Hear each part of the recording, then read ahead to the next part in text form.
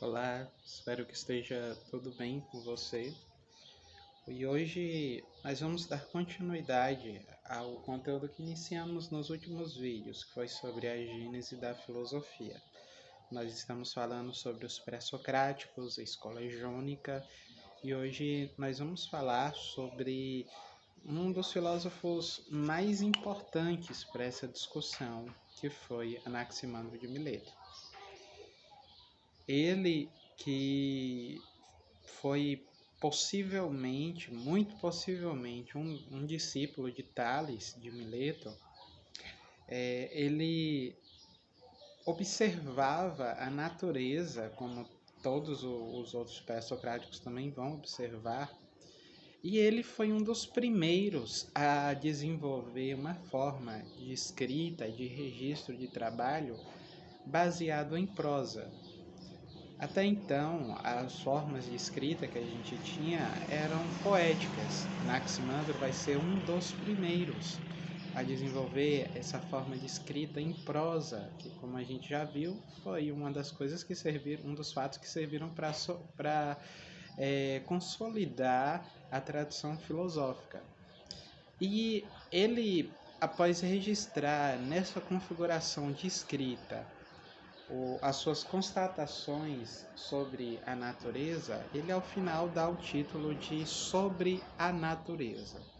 Ele escrevia sobre a natureza e decidiu dar o título para sua obra de Sobre a Natureza.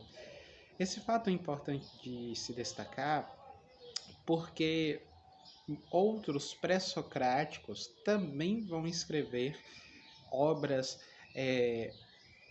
com o mesmo título que estudam a mesma coisa.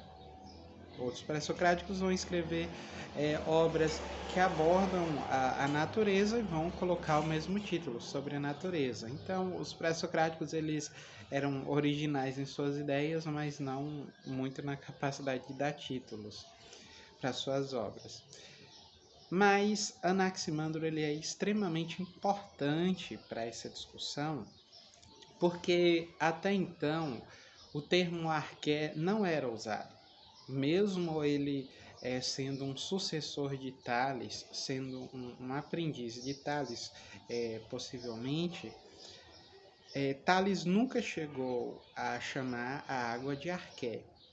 Ele chamava a água de divino, de termos sinônimos, mas nunca se referiu à água como sendo uma arqué, como arqué no grego princípio. Esse termo vai ser cunhado pela primeira vez com Anaximandro.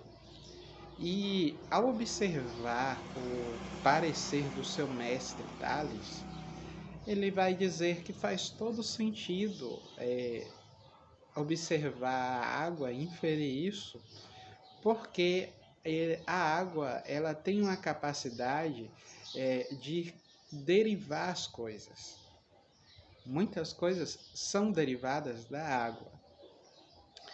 Só que a própria água, ela já é uma derivação de alguma coisa.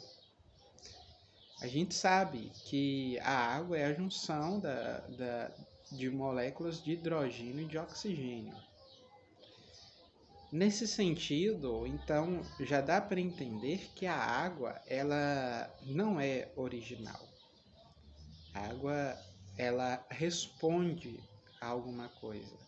Ela já é a derivação de alguma coisa. Só que a abordagem de Anaximandro não é de procurar aquilo que imediatamente precede a água.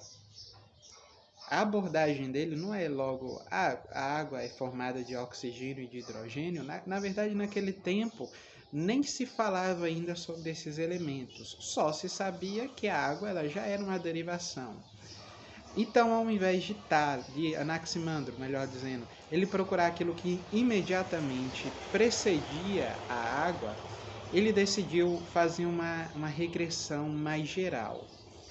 E ele, ao invés de ir procurando sempre aquilo que sempre antecede, ele, através de uma visão mais ampla, ele chegou àquilo que não tinha nada o antecedendo, que foi o infinito, o ilimitado, o indeterminado, que ele chama de apeiron, algo que é sem limites, algo que é indeterminado. Ele vai entender que esse infinito, ele que vai gerar as coisas, porque todas as coisas que existem, elas já são abarcadas. O apeiron seria um invólucro de tudo que existe, todos os fatos da vida, eles estão abarcados dentro desse infinito e dentro desse ilimitado.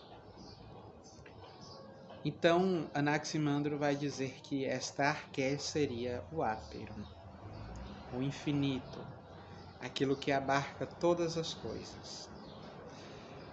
E é interessante como ele entende isso, porque para Anaximandro a vida ela é gerida por constantes combates entre forças contrárias.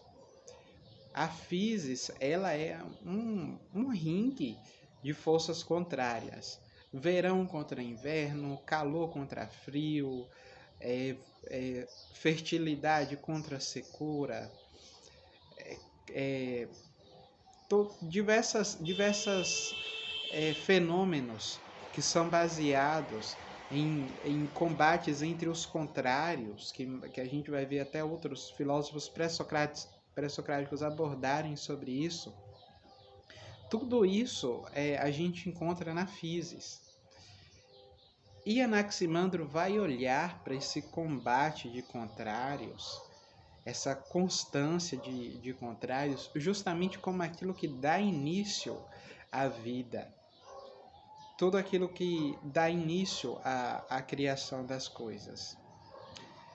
Basicamente, o pensamento de Anaximandro é que o apeiron, nele se separam algumas partes do apeiron como um todo, ele se separa e eles começam a brigar entre si, a lutar entre si, não necessariamente de forma consciente, mas através dessa luta é que a vida começa.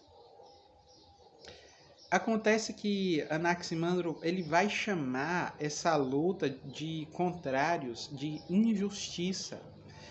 E essa injustiça é aquilo que dá fim, que dá início. A luta de contrários é justamente o que dá início à vida. E justamente quando a vida acaba, que essa batalha termina, então, nas palavras de Anaximandro, essa injustiça é expiada, ela é paga, como um crime que deve ser pago. Outra coisa precisa ser esclarecida e desconstruída sobre o apeiron é que, como já foi dito, o apeiron ele é o infinito. E o infinito é algo que necessariamente não é captado pelos nossos sentidos.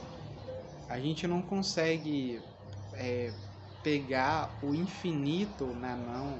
A gente não pode cavar o chão e encontrar uma pepita de infinito, de apeiron. Não existe uma árvore chamada pé de apeiron.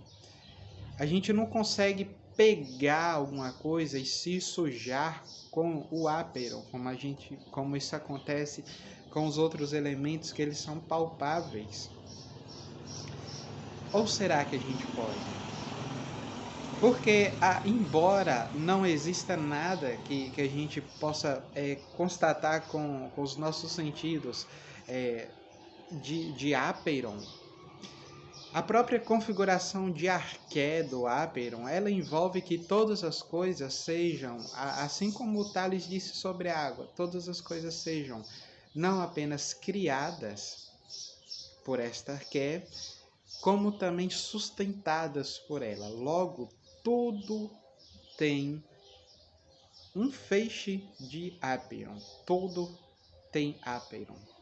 Logo, dizer que o Apeiron ele nos é inacessível aos nossos sentidos é uma informação incompleta, incorreta. Se a arqué seria todas as coisas são sustentadas por essa arqué e todas as coisas possuem um traço dessa arqué e se comportam como essa arqué, o Apeiron não está distante da gente assim. Tudo, até mesmo essa caneta tem um feixe de Apeiron, logo ele não é plenamente imaterial, ele é bastante material nesse sentido. Mas eu estou apenas falando sobre o pensamento desse filósofo. Claramente, as convicções pessoais de cada um nos tornam relutantes a aceitar esses fatos. Esse é só o pensamento de Anaximandro, tá certo? Então, nós nos vemos no próximo vídeo.